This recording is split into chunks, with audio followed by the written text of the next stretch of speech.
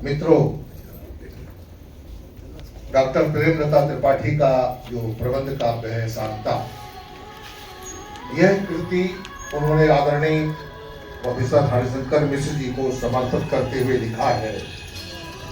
परम आदरणीय professor doctor Harishankar मिश्र, पूर्व इमेरिटस प्रोफेसर यूजीसी, आचार्य हिंदी विभाग लखनऊ विश्वविद्यालय लखनऊ, को राम कथा के अल्पचर्चित अक्षुण्ण पात्र शांता के अभिनव पक्ष को प्रस्तुत करने में अनुपम मार्गदर्शन हेतु कृति शांता प्रबंध काव्य को सादर सप्रेम समर्पित करती हूँ। डॉक्टर प्रेमलता त्रिपाठी।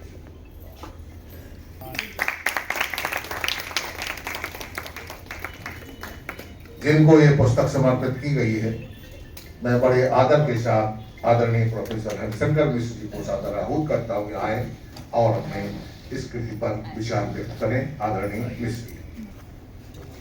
सम्मानीय मंगल जी, आप संचालन सम्राट हैं।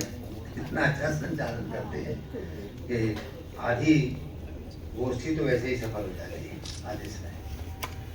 मंच में विराजमान प्रोफेसर, हम सब लोगों के गुरुवर दीक्षित जी, जिनकी उपस्थिति, जिनकी रचनाएं, जिनका स्नेह, जिनका वात्सल्य हम सब लोगों को प्रेरणा प्रदान करता है और उस माध्यम से हम आगे बढ़ने में तत्पर होते हैं।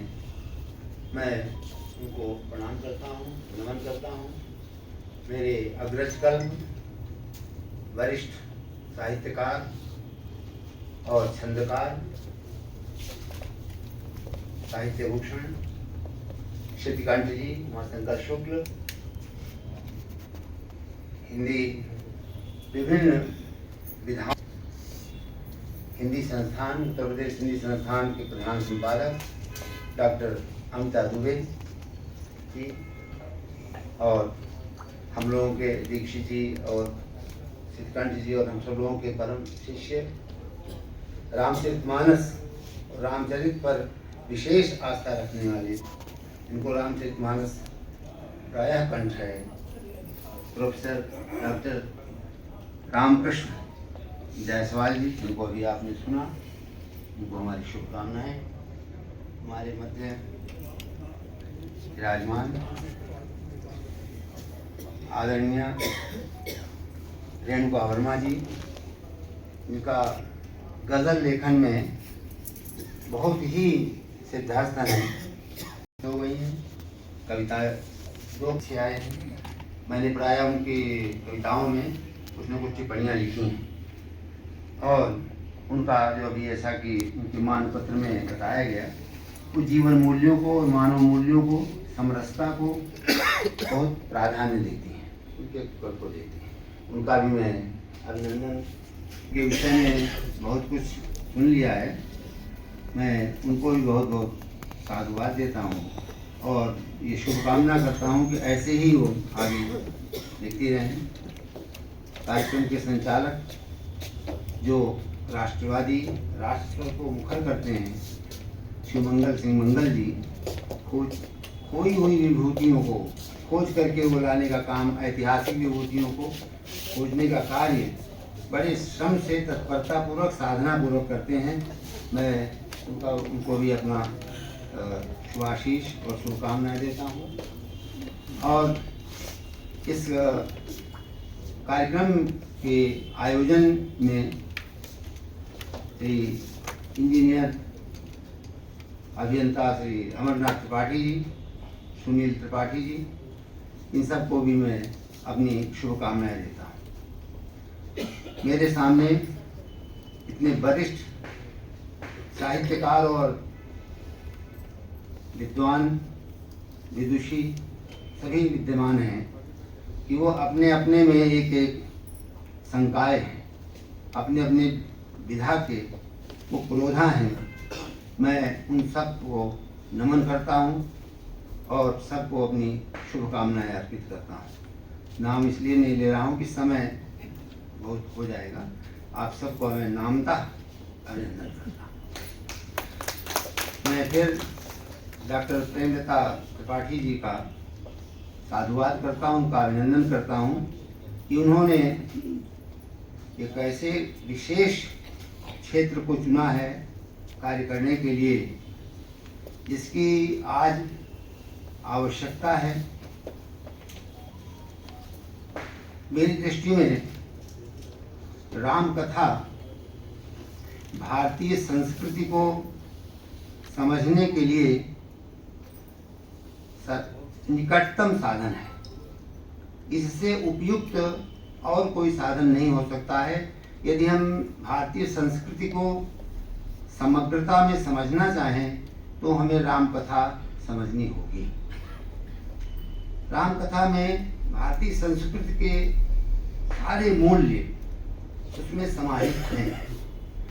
वो मूल्य कहीं सिद्धांत के रूप में भी हैं और कहीं पात्रों के रूप में भी चर्चित हैं। उन मूल्यों को इसीलिए वो हमारे लिए जीती जागती है। राम कथा हम लोगों के लिए पूरी जीवंत है। जब राम कथा पढ़ते हैं तो हमें रोमांच होता है, कंठावरोध होता है, तो क्योंकि वो कथा पूरी चलती हुई सामने आ जाती है, क्योंकि उसने जीवन मूल्यों को आत्मसात किया है। उनमें बहुत से पात्र व्यक्त हैं, प्रकट हैं और बहुत से पात्र नेपथ्य में हैं। लेकिन किसी भी नाटक को या दृश्य को पूरा करने के लिए दोनों की भूमिका महत्वपूर्ण होती है। नेपथ्य के पात्रों की उपेक्षा नहीं हो सकती है, क्योंकि उनके बिना दृश्य पूरा ही नहीं होगा। अब ये उस समय की आवश्यकता होती है कि किसको कितनी वरीयता दी जाए, किस धारा को आगे बढ़ाया जाए, ये युग तय करता है। और युग की मंशा के अनुसार कवि चलता है, कवि अपने आप नहीं चल सकता। युग की मांग को देखता है, समय की मांग को देखता है, फिर वो निर्णय लेता है कि मुझे इधर चलना है। तब वो कवि उसका युग के साथ होता है, तभी उसकी मान्यता होती है, लोकग्राह्यता होती है, लोक स्वीकार्यता होती है।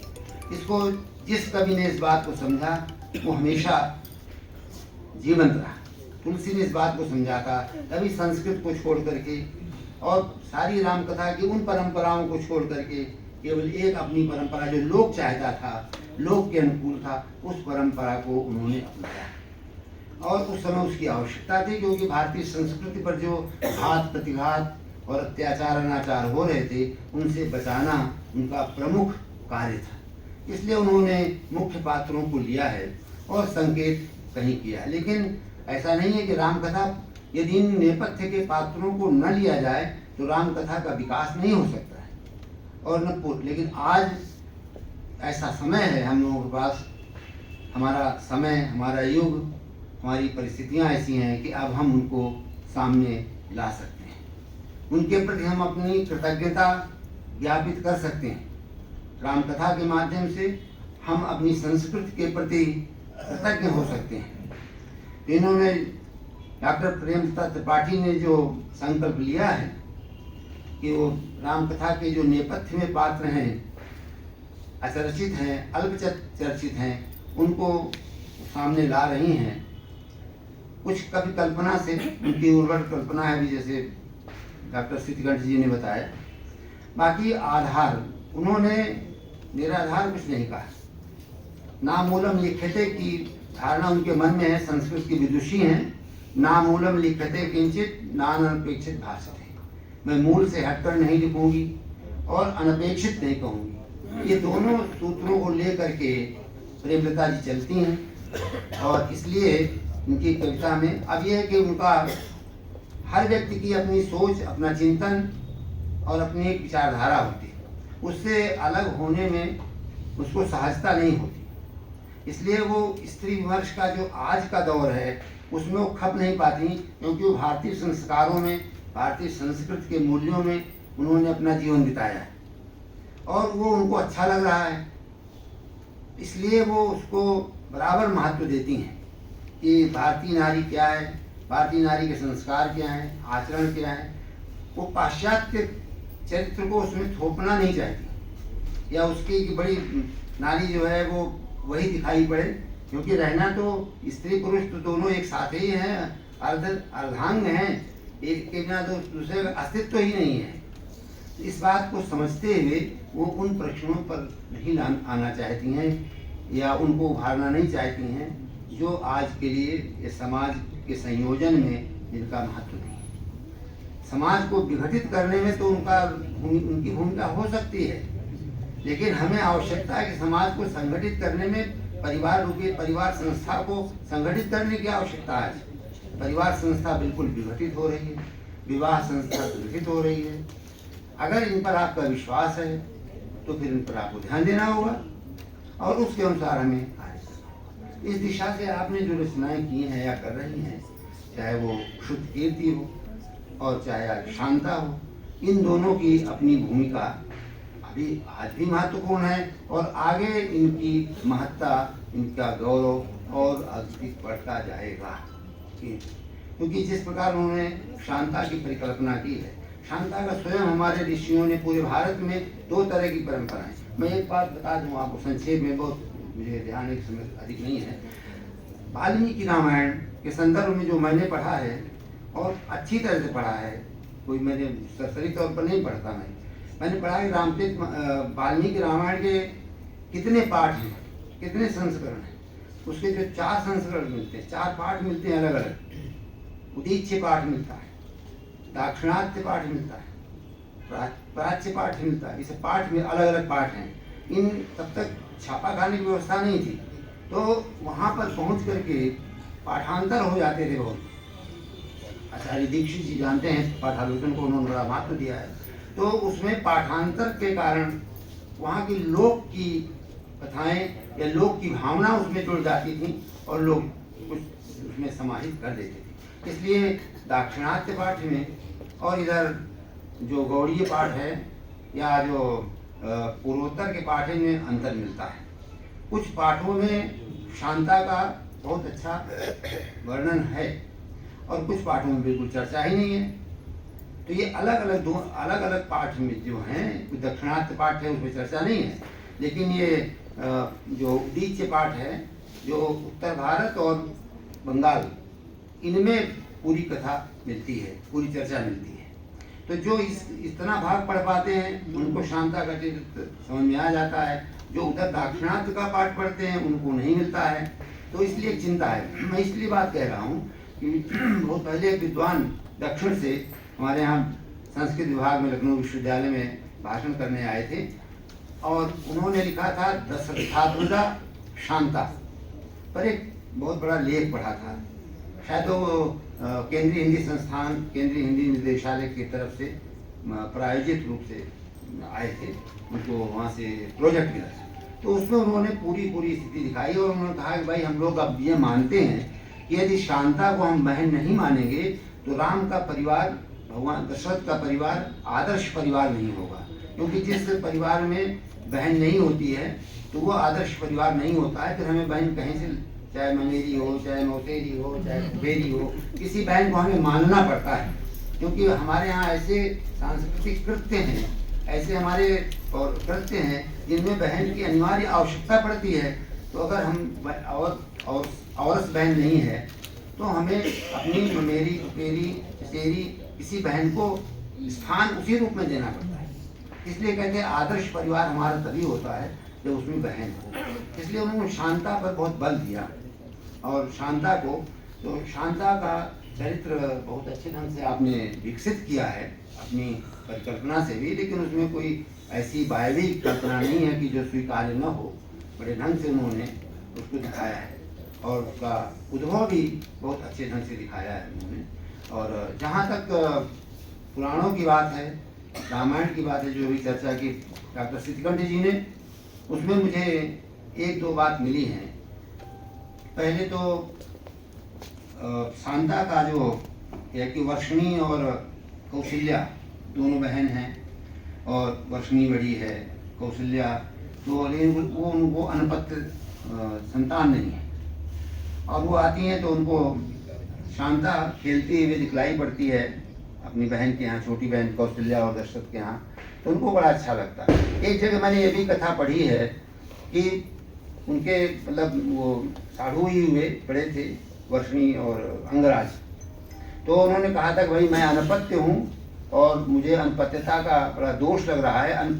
पहले आप जानते होंगे, अब तो ख़त्म हो गया, पहले लोग जिसके यहाँ निपुता कहते थे उसके यहाँ पानी नहीं पीते थे, उसके यहाँ जाते नहीं थे, उसको बड़ा अपशकुन मानते थे। ये तो हमने अपने आँख से देखा है, लोग में सब लोग जानते होंगे। उसकी बड़ी मतलब होती थी, उसको अलग ढंग से देखते थे लोग, तो वो फिर लोग गोद ले लेते थे तो उनका कुछ परिहार होता था। तो उन्होंने कहा कि पहली संतान जो आपको हो वो आप मुझ कृपा करके, क्योंकि अब मेरी अवस्था हो गई है, मुझे संतान नहीं है, आप पहली संतान आप मुझे दे दें, और पुत्र पुत्री कुछ भी हो, कुछ ऐसा उनसे अनुबंध हो गया और उन्होंने ये उनको दे दी, मान्यता दी थी। जैसे शांता हुई पुत्री के रूप में, तो अपने वचन के अनुसार उनको शांता देनी पड़ी और वो आकर के उन्होंने लेकर उसका पालन। ऐसी भी एक कुछ कथा मिली है। लोक स्वीकार करता है, मैं अधिक बात नहीं बढ़ाऊंगा। लोक में बिहार में भी और उत्तर भारत के हम लोगों के क्षेत्र में, दरौदी क्षेत्र में शांता का उल्लेख मिलता है लोकगीतों में। प्रायः जब राम कलेवा होता है, यानी कि जो शादी विवाह के बाद कलेवा या खिचड़ी जिसे आप कहते हैं, उसमें गाली गायन होता है।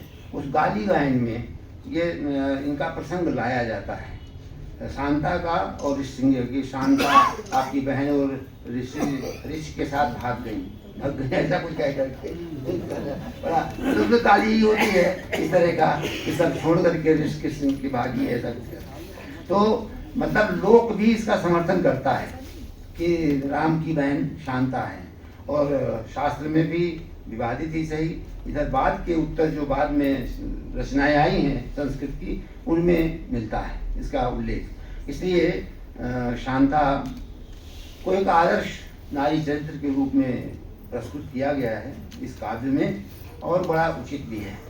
उनकी शैली और शब्द संयोजन, दूरदृष्टि, ये सब उसमें लक्षित है भी। हमारे प्रोफेसर इंदुरेखा जी ने बहुत विस्तार से उस पर चर्चा की है, उसकी अपेक्षा नहीं है। तो ये काव्य बहुत उत्तम है और पठनीय भी है।